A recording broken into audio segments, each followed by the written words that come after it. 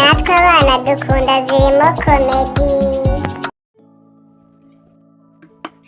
Ja, ibihe byiza abakunzi banjye murabizi ndabakunda cyane. Amazina yanjye nibica mu kwaha murabizi ko mbahoza ku mutima, ntago njya mbatenguha, ndi umwe mu bantu babifuriza ibyiza kuko nanjye munyifuriza ibyiza, rero ntago nanjye najyaho ngo mbifurize ibintu bibi.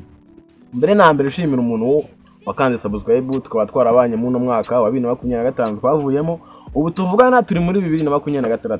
Uwo muri kubona hano kuri kamera nibica mu kwaha, ndabakunda cyane.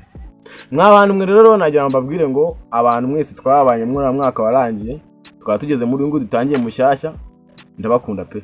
Mwarakoze cyane, sinabona ikintu nababwira kuko kuba ngiye kugera hafi no mwaka urangiye nkaba nakuyemo sub 1000, none ubu nkaba ndi hafi kugera mu 2000. Ni ibintu byiza pe, ni ibintu byiza cyane. Bashimiye, mwarakoze kumfasha, mukasupportinga, mukareba video zanjye, mukankandira subscribe, mukandarikinga, mugatera ama comment n'amashare bamwe mukayakora.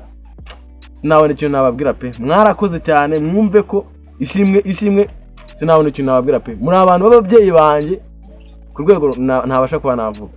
Rero njye niteretse hano kuri kamera ngira ngo mbashimire, munumve ko aho muri hose, waba uri mu Rwanda, waba uri hanze, aho uri hose, wowe ureba video zanjye ukaba unanekereza ukavuga ati saa saba zageze reka njye kura comedy zazirimo comedy. Mwabantu muri abantu b'ingenzi pe, ndabakunda cyane kuko njyewe ndebye njyewe ubwanjye nta hantu ari kwigeza n'abafite nizi subscribe, ntago nakabaye nzifite kandi ari na byinshi cyane ndi kugeraho kubera mwebwe fite. Kuba mbafite nizeye ko njyewe mfite byose pe. Rero abafana banjye murabizi nababeshye filimi nyine, filimi nayo ndi gutegura, bamwe na bamwe ndabizi ko muzi ko mwarategereje ko isohoka, filimi murayiheba.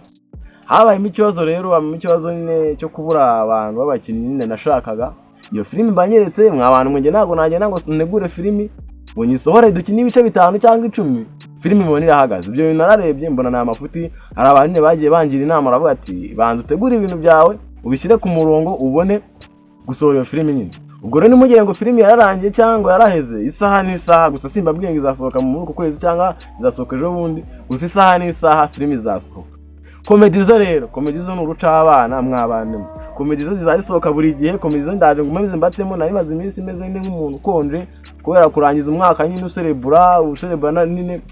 Ntago nandi gukora comedy nk'isanzwe, gusa none ubu ngiye gusohora comedy nejo ku wa mbere. Comedy irasohoka ejo ku wa mbere, muzaze mukomeza mugende mumfashe nk'isanzwe, mumfyikire, munsharinge. Kandi njya mbabwire ngo handi muvandimwe ufite channel yitwa Yewe TV, mugende kuri Yewe TV mukanda subscribe, mujye mukunda. Ari kurikura bombe z'ibiganiro, acisha ibintu byinshi bigiye bitandukanye, hari n'ibintu byinshi bari gutegura. Ni umusano uteye ubwoba, arakora bya danje. Si ibyo gusa kandi dufite umufatanyabikorwa, abantu mutuye mu karere ka Gisagara, mu murenge wa Gikonko, ahantu bita mu Rwatana. Abantu muhazi mu Rwatana bose aho bita kwa veterineri, hari ahantu ku mucuruzi bita Suderi, niho hantu hambere mwahahira ibintu byiza cyane ku bantu mushaka gukoresha inzugi, amadirishya, ibyo byose arabikora. Ntimuzamucishe icyasha rwose mwabanimwe, ndabakangwe. Kandi akora ibintu byiza cyane. Abamuzi nako sinakwirwa mubatangariza ko baramumenyereye. Ibyo kurya byo afite iduka rwose rifure, karimo ibintu byose, inkweto, ibyuma by'amagare, ibintu byose biriyo. Mujye kwa Suderi abahe buri kimwe cyose mushaka. Nomero muyishaka, nomero ngiye hano nyibakiriyeho. Abafana banjye rero ndabakunda cyane, mukomeze mushyigikire. TikTok naho bamwe na bamwe njyambabona ba TikTok, kuri YouTube hose ndabizi ko mu nkunda, naye ndabakunda cyane kandi bahoza ku mutima. Ciao. N'uyu mwaka ndashaka ko tuzawanamo neza. Ciao.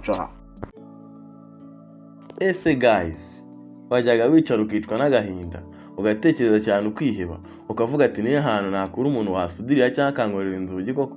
Igisubizo ni yego. Suderi yazigiye. Suderi akora inzugi, akora amadirishya, akora imiryango za porutayi, buri kintu cyose washaka cyose yakigusudirira. Nta gahinda kandi arahendahenda. Ku muntu waba ushaka gusudiza cyangwa gukora buri kimwe cyose muri ibyo mvuze, wahamagara kuri nomero iri kuri screen akagufasha. Mw'abantu mwumushyira mufata nk'umwami kandi nta gahinda arahendahenda.